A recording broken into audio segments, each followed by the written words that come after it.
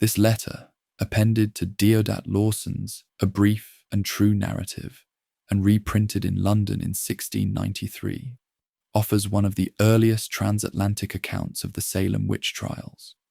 Written as a report to an English gentleman, it describes the accusations, confessions, and bizarre torments witnessed in Salem. The letter reflects both the hysteria gripping New England in 1692 and the growing doubts that began to unravel the trials in 1693. A further account of the trials of the New England witches sent in a letter from thence to a gentleman in London. Here were in Salem, June 10th, 1692, about 40 persons that were afflicted with horrible torments by evil spirits, and the afflicted have accused 60 or 70 as witches, for that they have spectral appearances of them, though the persons are absent when they are tormented. When these witches were tried, several of them confessed a contract with the devil by signing his book, and did express much sorrow for the same, delaring also the confederate witches, and said the tempters of them desired them to sign the devil's book, who tormented them till they did it.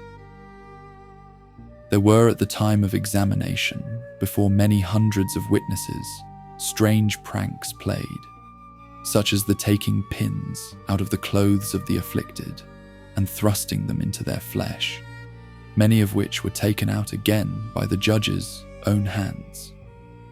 Thorns also in like kind were thrust into their flesh. The accusers were sometimes struck dumb, deaf, blind, and sometimes lay as if they were dead for a while, and all foreseen and declared by the afflicted just before 'twas done.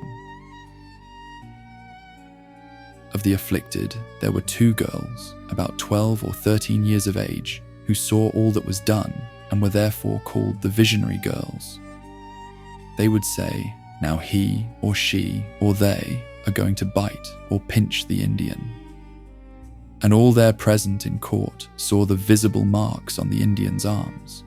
They would also cry out, now look, look, they are going to bind such an one's legs, and all present saw the same person spoken of fall with her legs twisted in an extraordinary manner.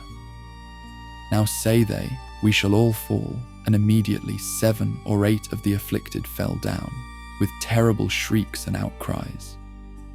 At the time when one of the witches was sentenced and pinioned with a cord, at the same time was the afflicted Indian servant going home, being about 2 or 3 miles out of town, and had both his wrists at the same instant bound about with a like cord, in the same manner as she was when she was sentenced, but with that violence that the cord entered into his flesh, not to be untied, not hardly cut. Many murders are supposed to be in this way committed.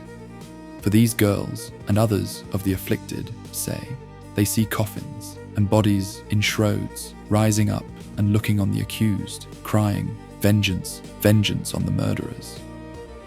Many other strange things were transacted before the court in the time of their examination, and especially one thing which I had like to have forgot, which is this: one of the accused, whilst the rest were under examination, was drawn up by a rope to the roof of the house where he was, and would have been choked in all probability had not the rope been presently cut.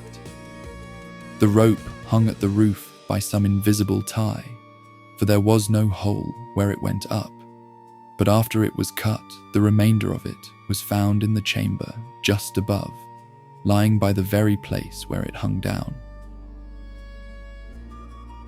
In December 1692, the court sat again at Salem in New England and cleared about 40 persons suspected for witches and condemned 3. The evidence against these 3 was the same as formerly, so the warrant for their execution was sent, and the graves digged for the said 3, and for about 5 more that had been condemned at Salem formerly, but were reprieved by the governor. In the beginning of February 1693, the court sat at Charlestown, where the judge expressed himself to this effect: that who it was that obstructed the execution of justice or hindered those good proceedings they had made, he knew not. But thereby the kingdom of Satan was advanced, and the Lord have mercy on this country, and so declined coming any more into court. In his absence, Mr. D sat as chief judge 3 several days, in which time 5 or 6 were cleared by proclamation, and almost as many by trial, so that all are acquitted. The most remarkable was an old woman named Dayton, of whom it was said, if any in the world were a witch, she was one, and had been so accounted 30 years. I had the curiosity to see her tried. She was a decrepit woman of about 80 years of age, and did not use many words in her own defense. She was accused by about 30 witnesses, but the matter alleged against her was such as needed little apology. On her part, not one passionate word or immoral action or evil was then objected against her for 20 years past, only strange accidents falling out after some Christian admonition given by her, as saying God would not prosper them if they wronged the widow.